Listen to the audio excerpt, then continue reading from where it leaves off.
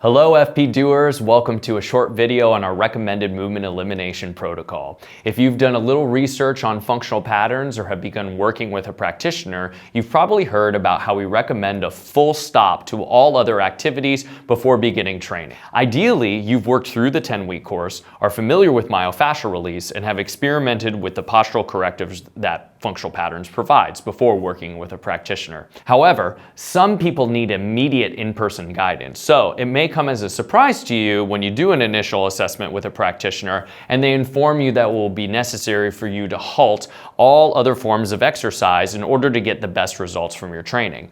This can be intuitive to some, but for others it can leave them scratching their heads. How will I maintain my cardiovascular fitness? How will I maintain my muscle and strength? Why would functional patterns ask me to give up various types of exercise that I love? We totally understand where you're coming from. You've been told you need to lift heavy 3 days a week, make sure that you get your cardio in, take 10,000 steps a day, yoga twice a week, and a 6-mile hike on the weekends in order to maintain your gains. Trust me, we've all been there. It's interesting to experience the initial anxiety cessation that these forms of exercise might cause. And there are different reasons for that we'll get into, but for now, let's talk about why we recommend the movement elimination protocol in the first place. First, many of you come to a functional patterns practitioner or purchase the 10-week course because you're experiencing pain. It's important to recognize that you are not experiencing pain for no reason. It's likely the deficiencies in your movement as well as the types of movement that you are doing that's hurting you. Think of it this way. When someone has gut inflammation, what do many nutritionists recommend? An elimination diet. That means eliminating the foods that are potentially causing harm and seeing how your body responds to it. We're asking you to do this with your movement to give you the best results. You see, when you start working with a practitioner, they're going to be coordinating you to execute certain positions that involve high neuromuscular demand and coordination. Contrary to popular belief, practicing other faulty movement patterns outside of your session will create limitations on how quickly you see progress. Let's say you do a session with a practitioner, and then shortly after, you go for a 6-mile run. Now, we're not saying that you can never experiment with running long distances, but more than likely, if you're early in your FP journey, when you go on that 6-mile run, you'll be reinforcing old movement patterns that are what caused your dysfunctions and pain in the first place. Or another example, you're working with a practitioner 2 to 3 times a week, but insist on doing yoga or other forms of stretching on your off days. You will unfortunately be hurting the progress that you've made during the sessions by doing this. See our video on stretching for more information on why that's the case. We'll be doing one on yoga specifically in the future. FP works for most people most of the time. This has nothing to do with some inflated sense of ego or arrogance, as some might assume. It's because we all happen to be human, and humans have a specific way of moving. And FP caters to this specific way of moving. It's the first true first principles approach to fitness.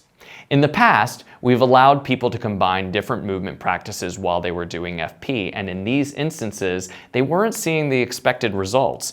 The reason is because these methodologies don't respect the physics of our biology. What do we mean by the physics of biology? As a human, we have a specific hierarchy of prioritization we need to respect. Our movement reality as a human evolved to walk, run, and throw. These movement realities do not respect our actual movement realities as a human. If we go outside the realms of this hierarchy of prioritization, although we get better at those movement patterns, we become less efficient in our actual movement reality as a human.